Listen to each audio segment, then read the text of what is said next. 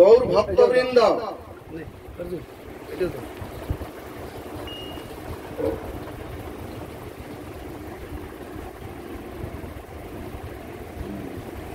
এই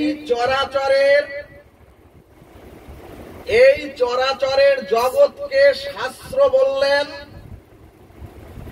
গতির মূর্তি। অর্থাৎ এই অনন্ত বিশ্ব ব্রহ্মাণ্ড হচ্ছে গতিময় এবং এই জগৎ সুস্থির নয়।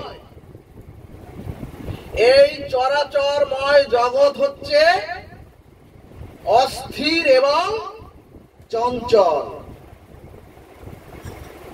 এজন্যই ভাগবতে মহাজনগণ বললেন, মহাজনগণ এই জগতের নাম দিলেন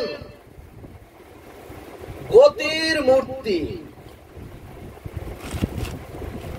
অর্থাৎ এই চরাচরময় পৃথিবী ভীষণ গতিতে ঘূর্ণায়মান। এই চরাচর পৃথিবীর গতি ঘূর্ণায়মান গতিতে বিশ্ব ব্রহ্মাণ্ডের গ্রহ উপগ্রহ এবং তারা তাদের গতিপথে নিরন্তর প্রত্যেকেই ছুটছে তাদের নিজ নিজ লক্ষ্য পথে। এই কারণেই ভাগবত শাস্ত্র বলছেন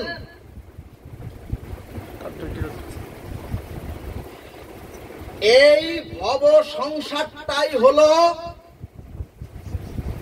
গতিশীল, এই ভব সংসারটাই হলো চঞ্চল এবং অস্থির। সুধীজন, এই অস্থিরতা বলতে গিয়ে শ্রীমদ্ ভাগবতের মহাপুরাণে মহাজনগণ বললেন, যেখানে উৎপত্তি আছে,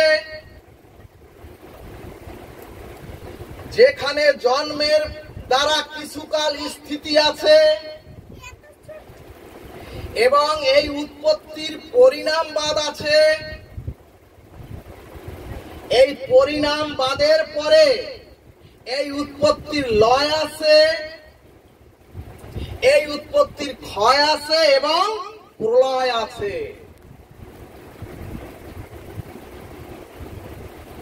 অর্থাৎ এই অস্থিরতাময় পৃথিবীতে প্রত্যেকটি ব্যক্তি, প্রতিটি বস্তু, প্রত্যেকটি ব্যক্তি প্রতিটি বস্তুর ঘটনার উৎপত্তি আছে এবং প্রতিটি বস্তুর, প্রতিটি ব্যক্তির জন্মগত কিছুকাল স্থিতি আছে।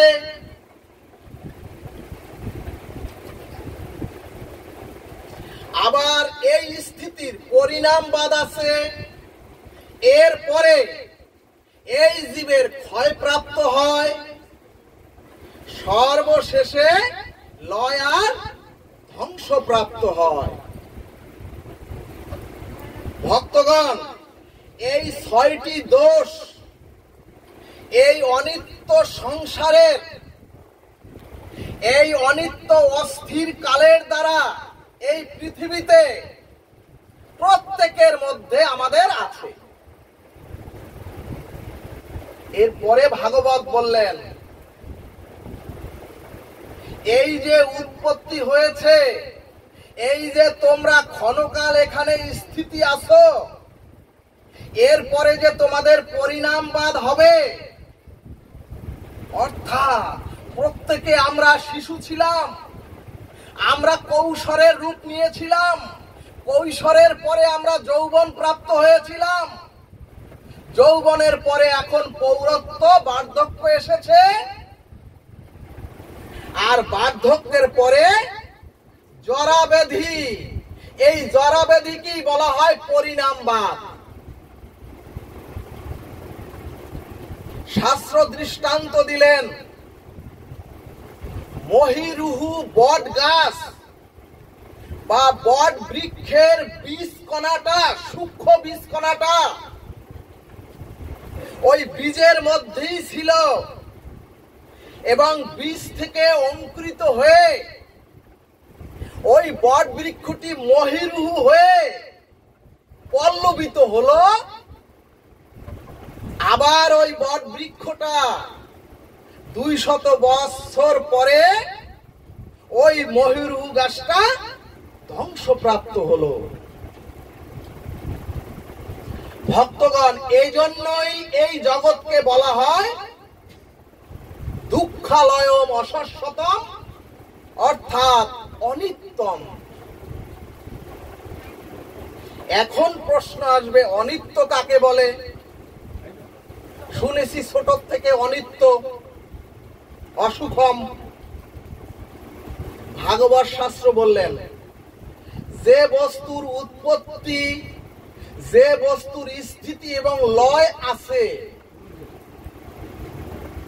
যে বস্তুর উৎপত্তি আছে, যে বস্তুর স্থিতি আছে এবং যে বস্তুর লয় আছে, তাকে বলে অনিত্য।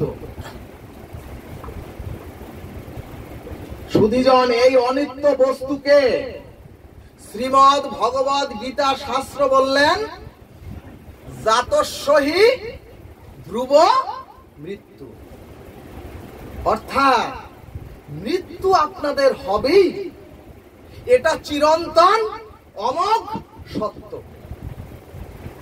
আর এই মৃত্যুকে নিয়ে শোক করা কিছুই নাই। কিন্তু ভক্তগণ, সুধীজন, ভাগবত কোন ভালো লাগা মন্দ লাগার বিষয় নয়। ভাগবতের এই আলোচনা থেকে যদি কেউ 2-1টি কথাও আপনাদের হৃদয়ে গ্রথিত করে জীবনে প্রয়োগ করতে পারেন, প্রতিটা দেহ নিত্য ধামের জন্য চিন্ময় দেহ প্রাপ্ত হবেন।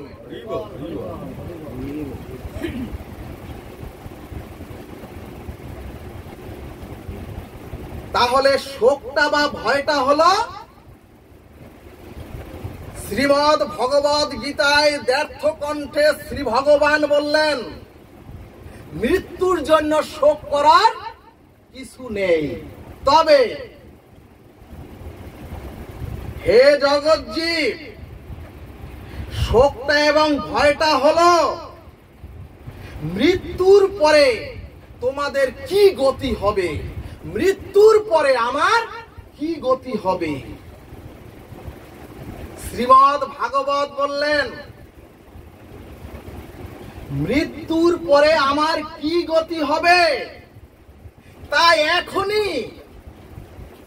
এখনই তোমাদের নির্ধারণ করতে হবে, এখনই তোমাদের নির্ণয় করতে হবে মনুষ্য শরীরে।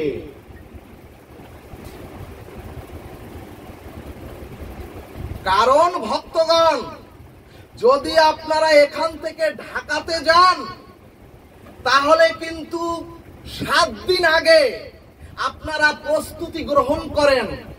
ঢাকায় গিয়ে কোথায় থাকবেন, ঢাকায় গিয়ে কোথায় খাবেন, এই প্রস্তুতি আপনাদের থাকে।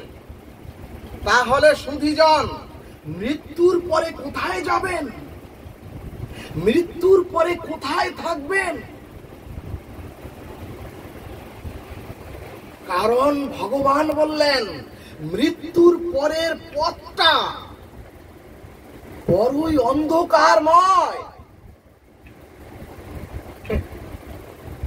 শাস্ত্র দৃষ্টান্ত দিলেন, এখন আপনার মনুষ্য দেহ আছে, এখন আপনার দেহরূপ শরীর আছে এবং এই দেহের ভিতরে আত্মাও আছে। এখন আপনি মন্দ পথেও যেতে পারেন, এখন আপনার এই মনুষ্য দেহ নিয়ে আপনি সুকৃতির পথেও যেতে পারেন, ভালো কাজের জন্যও যেতে পারেন। কিন্তু মৃত্যুর পরে এই দেহটা তো আর থাকবে না, এবং সেই সময়, সেই অন্ধকারময় সময় আপনার আমার ইচ্ছা শক্তিটাও কোনো কাজে আসবে না।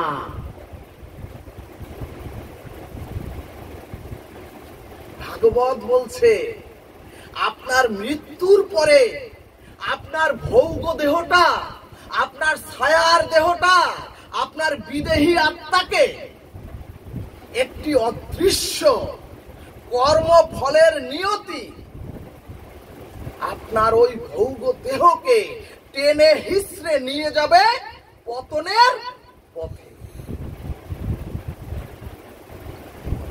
এজন্যই ভগবান বললেন, এজন্যই ভাগবতে মহাজনগণ বললেন, এই সংসারটা বা এই জগৎটাই হচ্ছে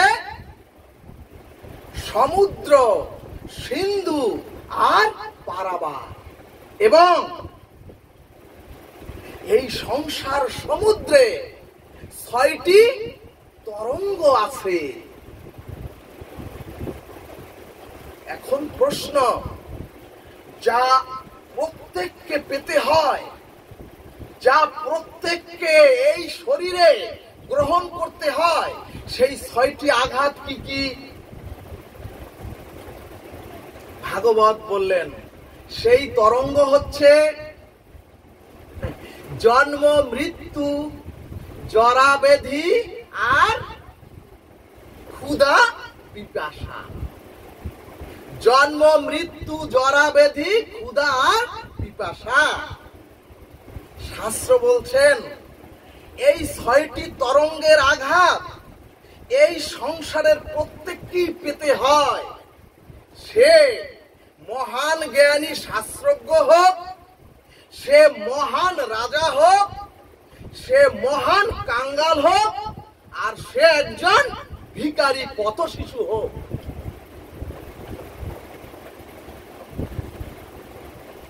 গৌর ভক্তবৃন্দ, এই জগৎটা যে অনিত্য, এটা বুঝাবার জন্য, জগৎ জীবকে জানাবার জন্য ভাগবত দৃষ্টান্ত দিলেন।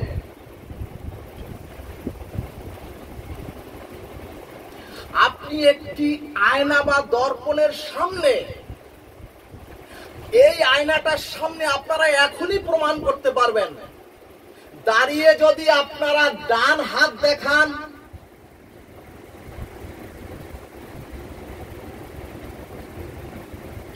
আপনারা যদি এই আয়নার সামনে আপনার ডান হাত দেখান,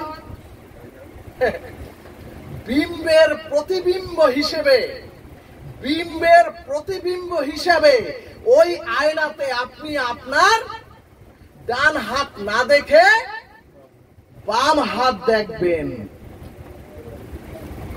এখন প্রশ্ন, আমি তো আমাকেই আয়নাতে দেখছি, আমি তো আমার নিজের ডান হাত কি আয়নাতে দেখালাম।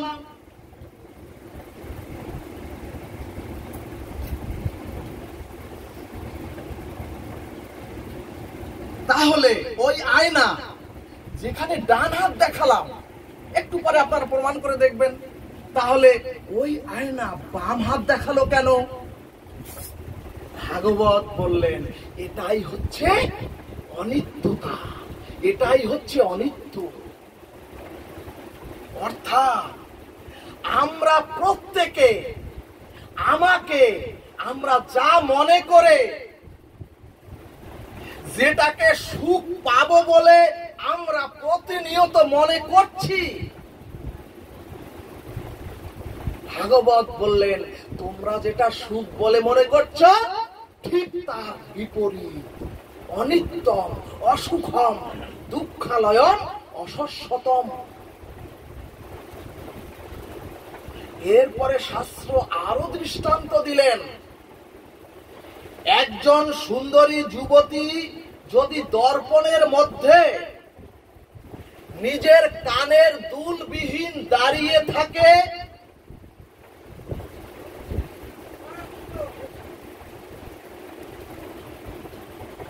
তার প্রতিচ্ছবিটা দেখার জন্য। ভক্তগণ, ওই সুন্দরীর কানে যে দুল নাই, ওই দর্পণে যে নিজেকে দেখছে, কিন্তু ওই দর্পণের মধ্যে অর্থাৎ ওই প্রতিবিম্বের মধ্যে যে যুবতীর কানটা দেখা যায়, ওই কানে কিন্তু দুল পরানো যাবে না আয়নার মধ্যে। এমনকি ওই আয়নার মধ্যে আমাদের মুখ থাকলেও ওই আয়নার মধ্যে কারো মুখে খাবার দেয়া যাবে না। অর্থাৎ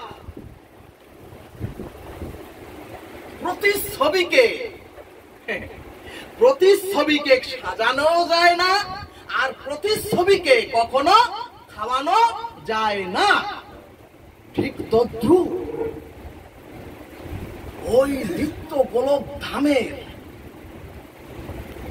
ঠিক বিপরীত এই জগৎ সংসারটাও হচ্ছে ওখানের প্রতিচ্ছবি।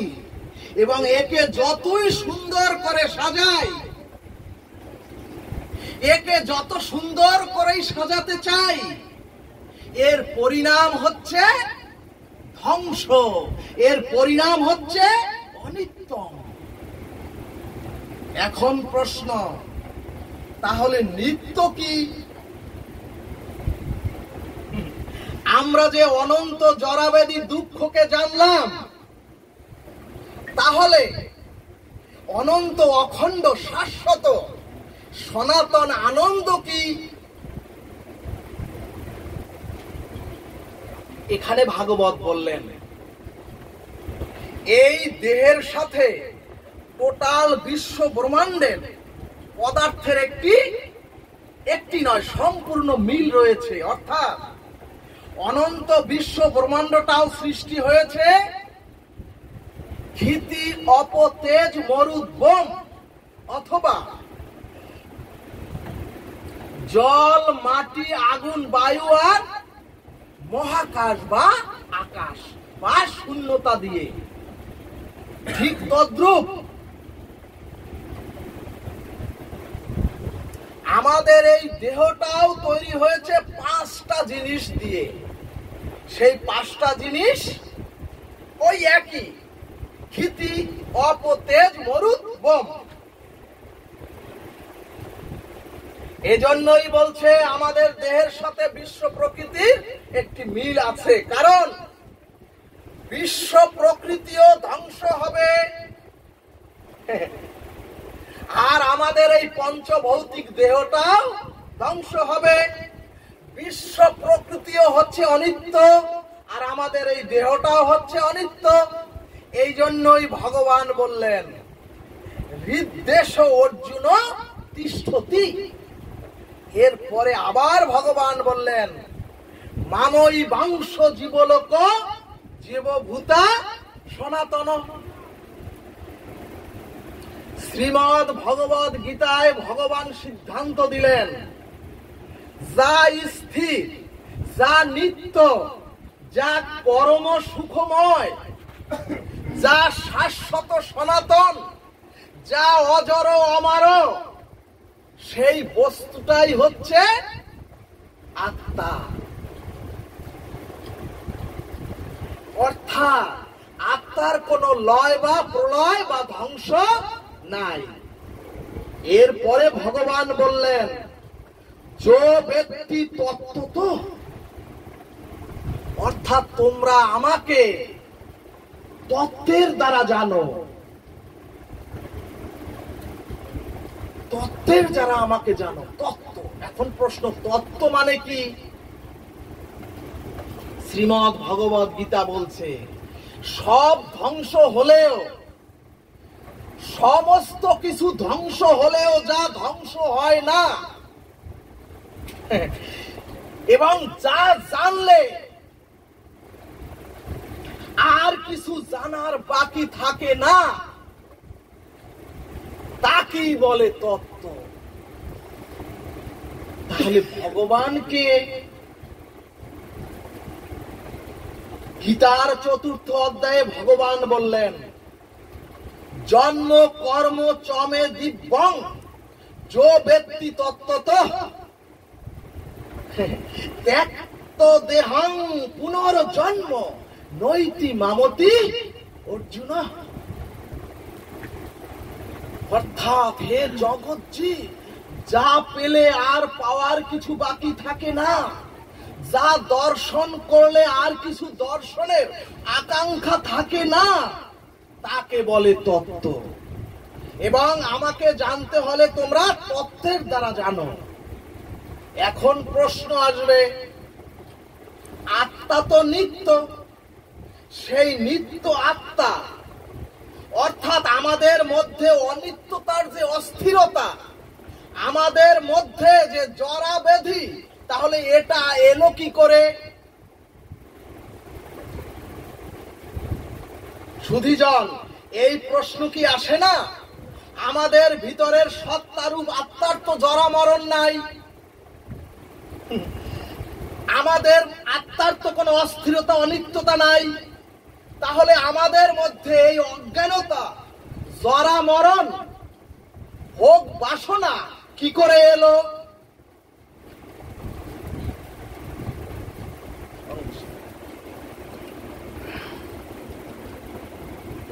ভক্তগণ, এর উত্তর হলো,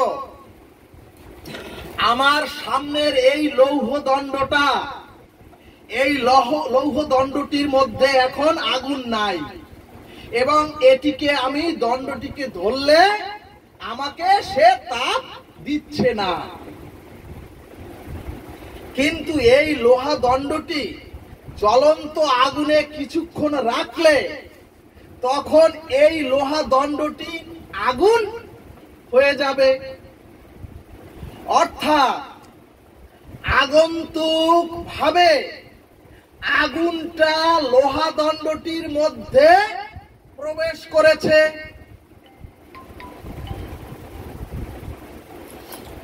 ঠিক তেমনি আমাদের আত্মার মধ্যে অনিত্যতা, দুঃখ, জন্ম, মৃত্যু, জরা ব্যাধি ছিল না,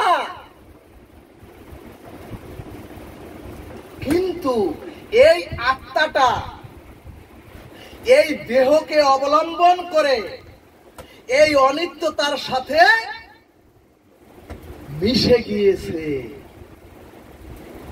অনিত্যতা, দুঃখ, কষ্ট, জন্ম, মৃত্যু, জরা ব্যাধি প্রবেশ করেছে আমাদের এই দেহের মধ্যে। এখন প্রশ্ন, এই অনিত্যতা, দুঃখ, কষ্ট, জন্ম, মৃত্যু, জরা ব্যাধি, অশান্তির আগুন থেকে জগৎজীব মুক্তি পাবে কিভাবে? মহাপ্রভু এসেই বললেন,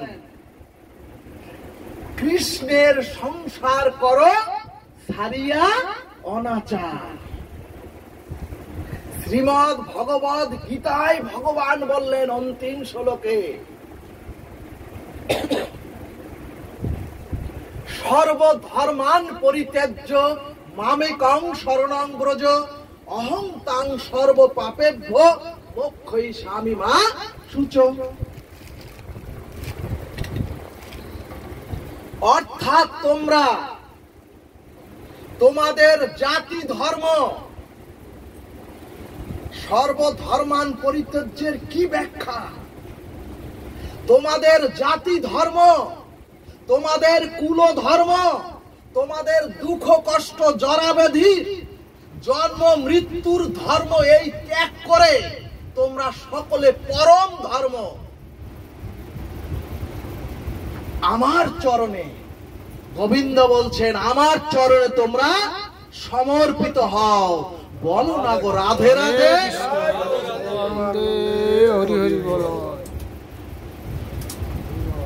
আবার আমরা ভজন সঙ্গীতে গাই, কি দিয়ে পুজিব ভগবান, আমার বলিতে কিছু নাই হরি, সবই যে তোমার দান।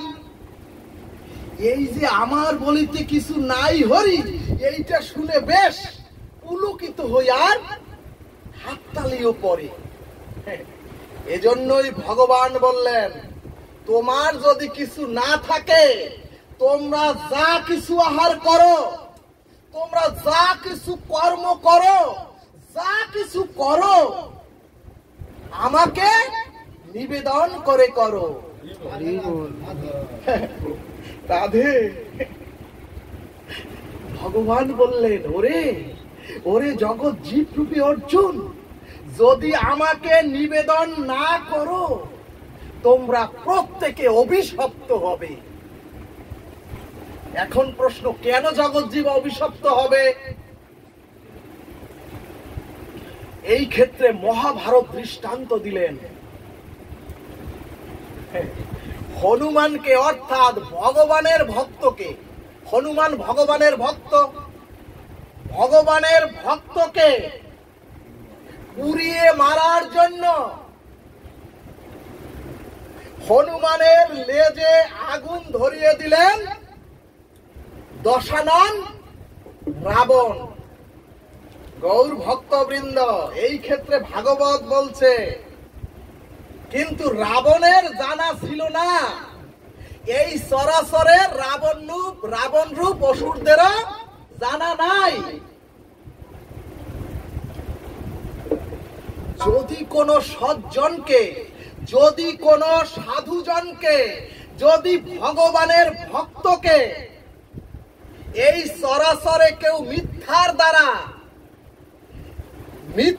দ্বারা হিংসা দ্বারা পুড়িয়ে মারতে চায়, অথবা তাকে যদি ধ্বংস করতে চায়, তাহলে ভাগবত দৃঢ় কণ্ঠে বললেন, তাহলে সেই ভক্তের, সেই ভগবানের ভক্তের, সেই সজ্জনের সুনাম আরো অধিক বেড়ে যায়। আর যে হিংসার আগুন জ্বালায়, সেই তার জ্বলন্ত আগুনে নিজেই পুড়ে মরে এবং নিজেই ধ্বংস হয়ে যায়। গৌর ভক্তবৃন্দ, রাবণ লঙ্কার সমস্ত কাপড়, আর সেই কাপড়ের মধ্যে লঙ্কায় যত ঘৃত ছিল, 1 নম্বর ঘৃত, সমস্ত ঘৃত দিয়ে রাবণের সেই লেজে, হনুমানের লেজে রাবণ আগুন ধরিয়ে দিল। ভক্তগণ, হনুমানের লেজের আগুনে রাবণের তৈরি সেই সোনার লঙ্কা পুরি পুরে ছারখার হয়ে গেল। জয় নিতাই গৌর হরিবল। কিন্তু সুধীজন, হনুমান লঙ্কার একটি ঘরের সামনে গিয়ে স্থির জোর হাত করে দাঁড়িয়ে গেলেন হনুমান,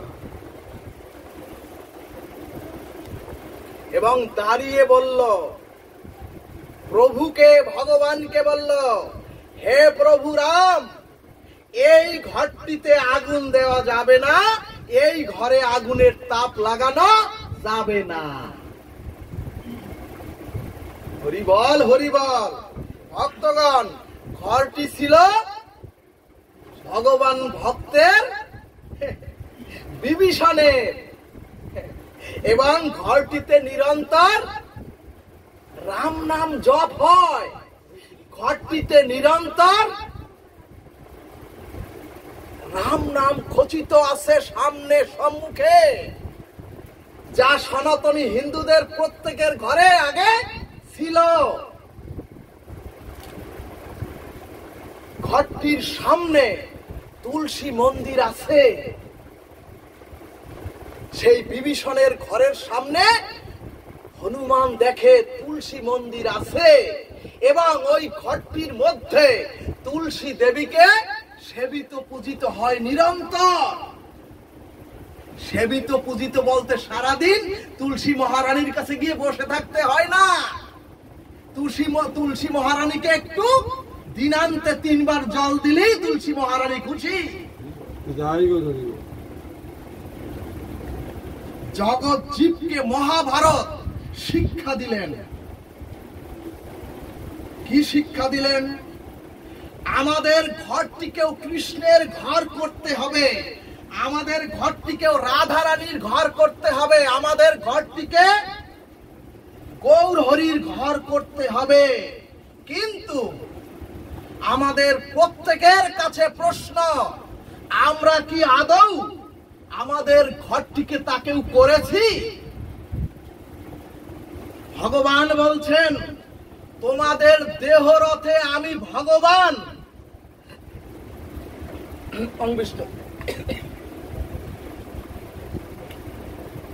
ভগবান বলছেন, তোমাদের দেহ রথে আমি ভগবান।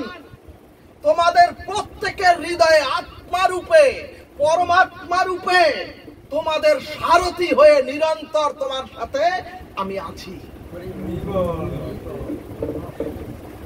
অথচ তোমরা সারাটা জীবন তাকিয়েছ সংসারের দিকে, সংসারের স্ত্রী পুত্র আর পরিজনের দিকে। তোমরা একটি বারো আমার কাছে শরণাগত হও না দিনান্তে। শরণাগত হওয়ার পন্থা কি? মনুষ্য দেহে পঞ্চ কর্মেন্দ্রিয়, পঞ্চ জ্ঞানেন্দ্রিয় এন্ড মন বুদ্ধি অহংকার, এই 11 ইন্দ্রিয় নিয়ে যদি সমর্পিত হয় তাকে বলে সমর্পণ। গৌর ভক্তবৃন্দ, এরপরে ভাগবত বললেন, ওরে সূর্যমুখী ফুলটাও জানে আমাকে নিরন্তর সূর্যের মুখী হয়ে ফুটতে হবে। অথচ আমরা শুধু জানলাম না, আমাদের বাঁচতে হবে ভগবান কৃষ্ণমুখী হয়ে। সুধীজন, ভগবান কৃষ্ণ অর্জুনকে উপদেশ দিলেন, ভগবান অর্জুনকে তার ভক্তকে জ্ঞান দিলেন এবং কুরুক্ষেত্রের যুদ্ধে জয়ীও করলেন। ভক্তগণ, তখন পঞ্চ পাণ্ডব ছিল মাত্র 5 জন, আর কৌরবরা ছিল তখনও 100 জন। অর্থাৎ তখনও অসুরের সংখ্যা, তখনও অসত্যের সংখ্যা অনেক বেশি ছিল।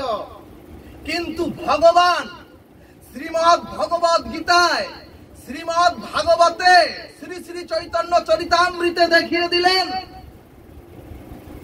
ভগবানের ভক্তরাই চরাচরে জয়ী হয়। ভগবানের ভক্তই ব্রজের পথে, ভগবানের ভক্তরাই বৃন্দাবনের পথে নিত্য ধামে যায় যুগল সেবার জন্য। বলবান রাধা কৃষ্ণ প্রীতি প্রেমানন্দে হরি হরি বলবান। জয় জয় এই নবশ্রীধাম বৃন্দাবন।